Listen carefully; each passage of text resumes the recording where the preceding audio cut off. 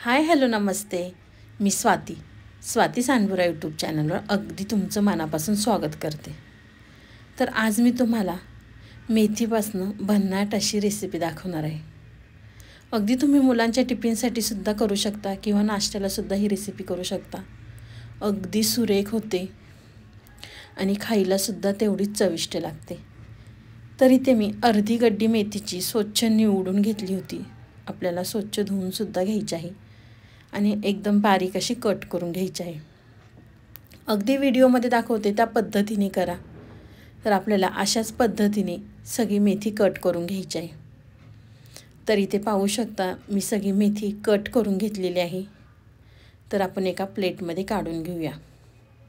तर इथे मी एका प्लेटमध्ये मेथी घेतलेली आहे. आपण पुढची तयारी करूया. तर इथे मी पॅन गरम करून घेतला आहे. अगदी आपल्याला ह्या रेसिपीसाठी कमी तेल लागतं. तर इथे मी 1 चमचा तेल घातलेलं आहे.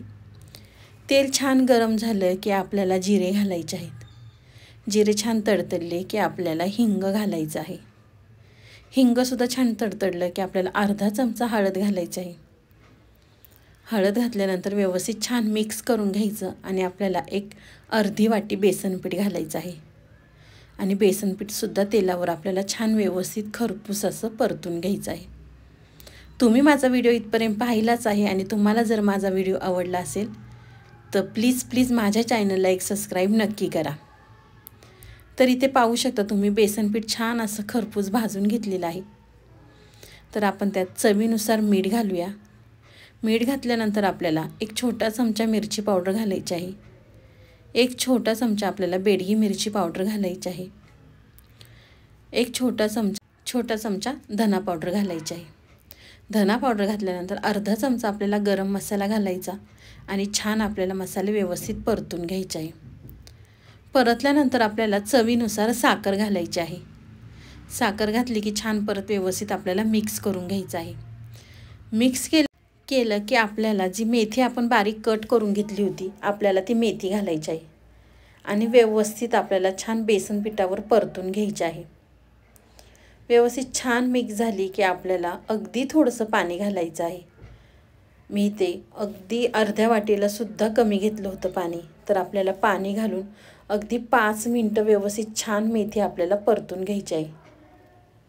तर आणि थोडीफार बेसन पीठ आपलं शिजलंसुद्धा पाहिजे. तर इथे पाहू शकता तुम्ही मी छान व्यवस्थित परतून घेतलेला आहे आणि बेसन पिठाचा कलरसुद्धा चेंज झालेला आहे. तर आपल्याला अशाच पद्धतीने छान व्यवस्थित हे परतून घ्यायचं आहे. 5 ते 6 मिनटं छान बारीक गॅसवर व्यवस्थित आपल्याला परतून घ्यायचं आहे.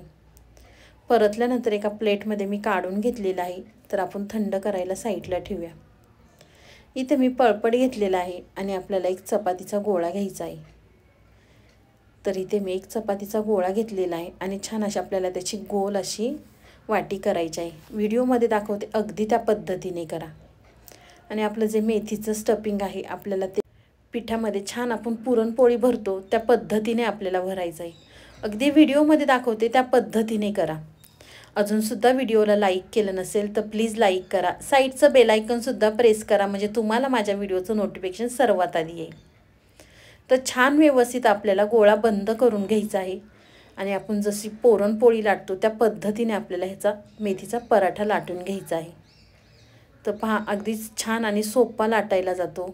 अजिबातसुद्धा कुठे फाटत नाही किंवा त्यातलं स्टफिंगसुद्धा खूप कुठे बाहेर येत नाही. तर पाहू शकता इथे छान मी लाटून घेतलेलं आहे. लाटल्यानंतर इथे मी पॅन गरम करून घेतला आहे. पॅनमध्ये आपल्याला थोडंसं तेल लावून घ्यायचं आधी. मग जो लाटलेला पराठा आपल्याला पॅनवरती घालायचा आहे आणि एका साईडने छान असा भाजून घ्यायचा आहे. तर एक साईड भाजल्यानंतर आपल्याला दुसऱ्या साईडने पलटी करायचं आहे आणि पलटी केल्यानंतर आपल्याला तेल लावायचं आहे. ह्याची टेस्ट अगदी आपण कचोरी वगैरे खातो ना त्या पद्धतीने लागते. कारण आपण त्यात अगदी छान असं बेसन पिठामुळं त्याला छान असा टेस्ट आलेली आहे ह्या पराठ्याला. तर दोन्ही साईडने आपल्याला छान असं खरपूस भाजून घ्यायचं आहे आणि अशाच पद्धतीने मी तुम्हाला दुसरासुद्धा करून दाखवते. जरा फास्ट फॉरवर्ड केलेला आहे मी व्हिडिओ तुम्हाला दाखवण्यासाठी. तर आपल्याला ती स्टेप करायची आहे. गोळा घ्यायचा कणकेचा त्यात आपलं स्टफिंग भरायचं मेथीचं आणि तसंच आपल्याला हा सुद्धा पराठा छान असा लाटून घ्यायचा आहे. तर अगदी व्हिडिओमध्ये दाखवते त्या पद्धतीने करा. मुलांच्या सकाळी घाई गडबडीमध्ये टिफिनलासुद्धा देऊ शकता किंवा तुम्ही आपण पोहे उपमा तर नेहमीच करतो, नाश्त्यालासुद्धा ही रेसिपी करू शकता. तर इथे आपला पराठा छान लाटून झालेला आहे. लाटल्यानंतर आपल्या पॅनमध्ये घालायचा ना, आपल्याला दोन्ही साईडनी छान असा खरपूस पराठा भाजून घ्यायचा आहे. तर इथे मी हा सुद्धा पराठा छान व्यवस्थित भाजून घेते. अजिबातसुद्धा ह्यातलं स्टफिंग बाहेर आलेलं नाही आहे, म्हणून मी तुम्हाला 2 पराठे करून दाखवलेले आहे. आणि अशाच पद्धतीने इथे मी पराठे करून घेतलेले आहेत. तर माझं त्या स्टफिंगमध्ये 3 पराठे झालेले आहेत आणि अजून एक स्टफिंग होईल इतका पराठा मी ठेवलेला आहे. तर पाहू शकता त्यातलं आतलं सारण किती सुंदर दिसतोय. तर तुम्हाला माझी आजची मेथी पराठ्याची रेसिपी कशी वाटली नक्की कमेंट बॉक्समध्ये सांगा. आवडल्यावर लाईक कमेंट सबस्क्राईब करायला विसरू नका. माझा पूर्ण व्हिडिओ पाहिल्याबद्दल थँक्यू सो मच. आणि जाता जाता व्हिडिओला एक सबस्क्राईब नक्की करा. तर बाय, भेटूया नेक्स्ट व्हिडिओला.